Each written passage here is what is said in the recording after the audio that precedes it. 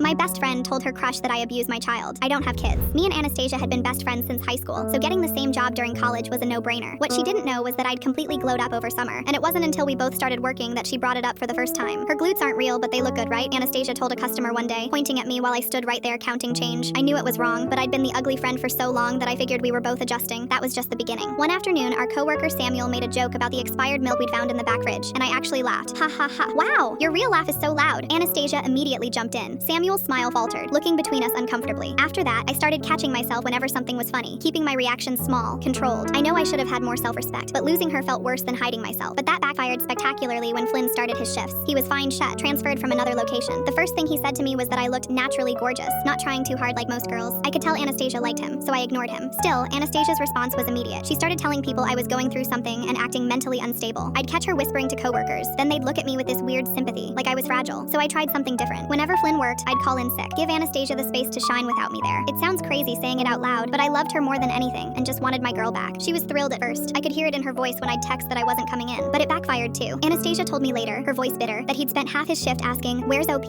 Is she okay? This place isn't the same without her." That's when I started leaving my tips in her jar when she wasn't looking. I knew being conventionally attractive meant customers tipped me more. It wasn't fair, but it was true. So I'd slip my cash into her jar throughout the shift. Of course Flynn noticed. "That's sweet. OP put her tips in your jar," he said one day, and I watched Anastasia's face transform. She thought I'd done it as some performative charity show, trying to make her look pathetic in front of him. During a slow shift, I cornered Flynn by the freezer and started talking Anastasia up. How she was so funny, how she knew everything about horror movies, how she made the best coffee out of all of us. The next day, she was different, calm. She even apologized for being weird lately. We were closing together, just the two of us, and somehow got talking about our childhoods. I mentioned how my mom used to make me earn dinner by doing exercises, 30 jumping jacks for dessert kind of thing. How messed up it was, how I'd never do that to my own kids. Anastasia listened carefully, asking questions. "So she'd make you work out before eating?" "Yeah, I was 8 years old doing burpees for bread rolls." She nodded sympathetically, but there was something in her eyes I should have caught. 3 days later, last Tuesday, I was at my apartment when I heard the knocking. My stomach dropped before I even opened the door. 2 police officers stood there with a CPS worker, and behind them, looking concerned but somehow satisfied, was Flynn and Anastasia. "Ma'am, we've received a serious report about child neglect," the CPS worker said, holding a clipboard. Flynn stepped forward, his face full of righteous concern. Behind him, Anastasia had her hand on his arm, looking up at him with watery eyes. My mind went blank. "I'm sorry, what?" "We've been told you have a daughter who you're forcing to exercise before allowing her meals," she continued. "Making a child earn food through physical activity is abuse." I stood there, mouth open, trying to process what was happening. Anastasia said softly to Flynn, "You were so brave to report this with me." The words weren't making sense. I don't have a daughter. I don't have any children." Anastasia gasped, pressing closer to Flynn. "She's denying her own child." The CPS worker found nothing, obviously. As they prepared to leave, Flynn kept looking between me and Anastasia, slowly realizing what had happened. He looked at her with pure disgust. "Stay away from me and her." I kicked them both out. Good riddance.